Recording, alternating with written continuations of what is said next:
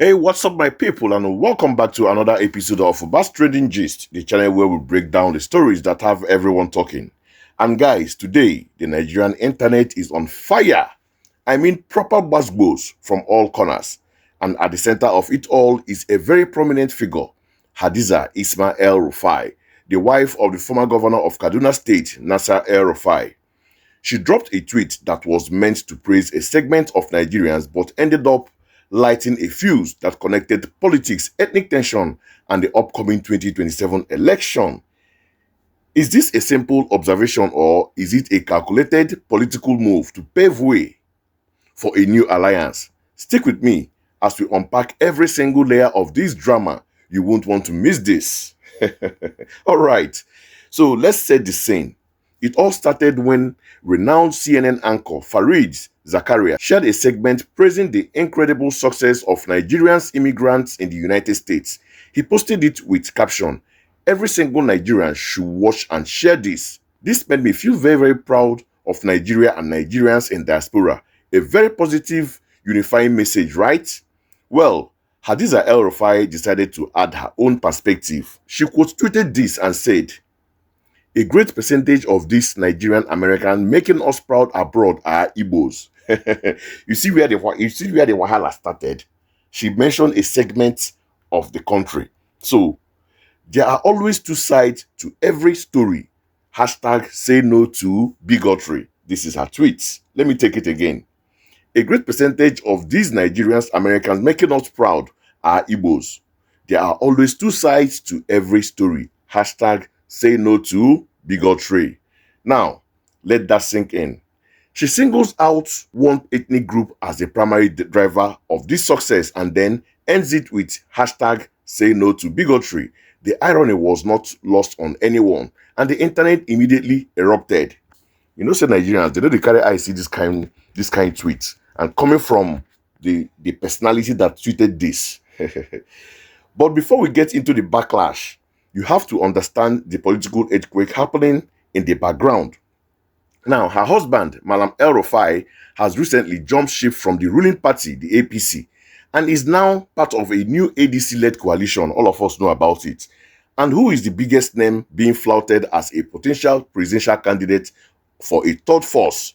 None other than Peter Obi, who is an Igbo man. Even though Atiku is on one side, but Peter Obi is the person most people are looking up to, So let's go ahead. So with the 2027 election talk already in high gear, this tweet from the wife of a potential vice presidential contender praising the ethnic group of a potential presidential contender.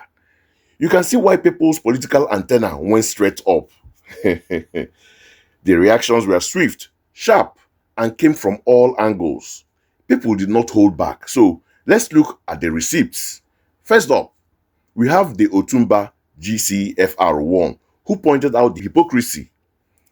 He said, "Madam, you said say no to bigotry, but ended like one. There's bigotry in all divide. Hold no defense for anyone. The solution is preach unity and love, and stop all this. We can also say lots of people giving Nigeria bad names goes to same tribe." That is from the Otumba GCFR. He's basically saying, "Madam, practice what you preach." So the next one, Adeleke went straight for the political jugular, accusing them of pandering. He said, "You want to massage the ego of the Igbo people to achieve your aim. If you guys were sincere, you would recognize that it's the South's turn. Let P2B be the ADC's presidential flag bearer. If you truly love the Igbo people, convince your husband and his allies to give the ticket to Peter Obi." Adeleke is calling their bluff, saying, "If you mean it, let the Igbo man be president, not VP." So let's continue. Now, the ethnic angle also got very heated. Oluwasegun GCFR felt it was an attack on the Yorubas. He wrote, "You will never see her speak against bigotry against Yoruba people by the Igbos. It's a well-coordinated attack on the Yoruba people. We are taking notes." That's what he wrote. And the Kakanfo came with a direct counterclaim and a heavy dose of sarcasm. He wrote, "Most of the Nigerians making waves in USA are Yoruba. You don't even need a debate for that. Be like say you don't sabi Igbo people mumu button. So una won't start to dey press am. My brother, go and sit down. So he's basically saying they figured out how to flatter the Igbo for political gains. All right. Now, the political analysis from users got even deeper. Alcal Media Production directly connected it with the VP slot. He says, the way she and her son are romancing the Igbos, you will know they badly want Obi to pick El-Rufai as running mate. Keep licking Igbos behind. It will pay off handsomely. All right. Another person, a ghost offspring, DNA, in bracket, God, pointed out a crucial fact that many missed. The person now wrote, she knows that Igbo, it is Igbo, not Igbo. Well, let me read as I saw.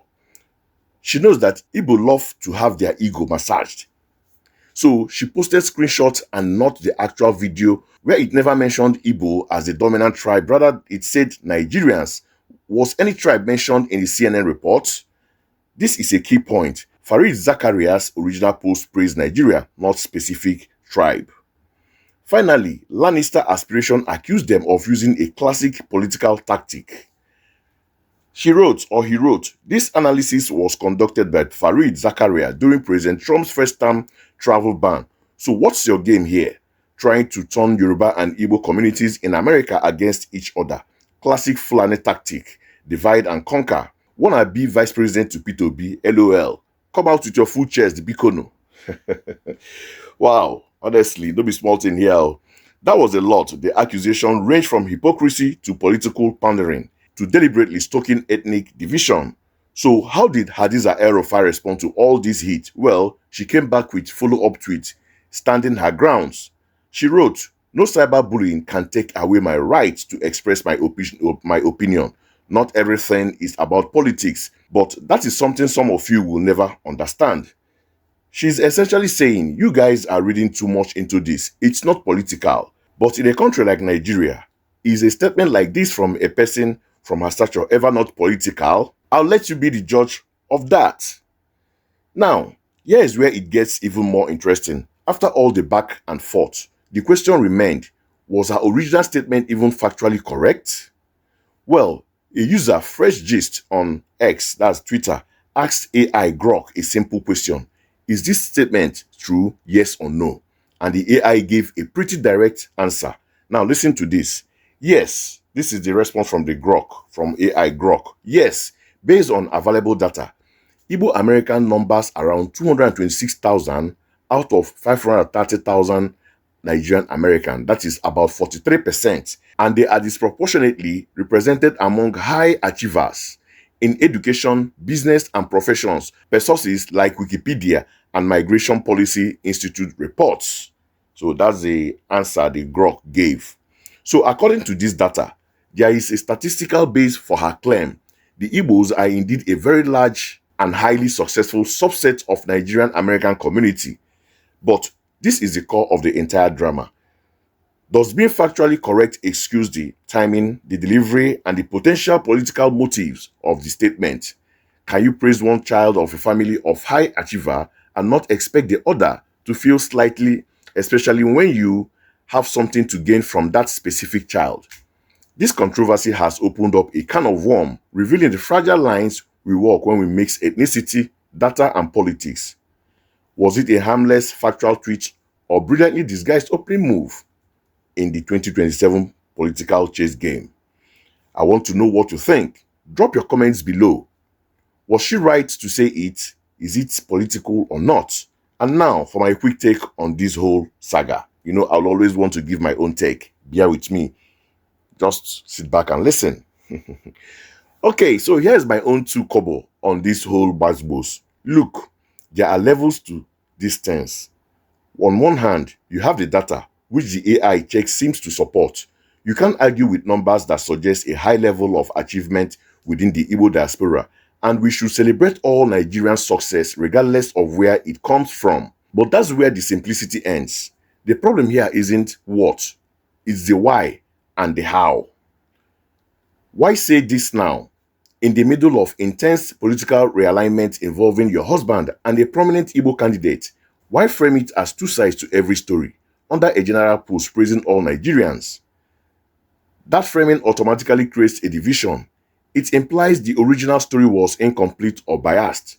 It's like walking into a room where a parent is praising all their children for being brilliant, and you, a family friend, steps forward and say, well, to be fair, this particular child is the one carrying the family's brain power. Even if statistically true, you've just created resentment and division.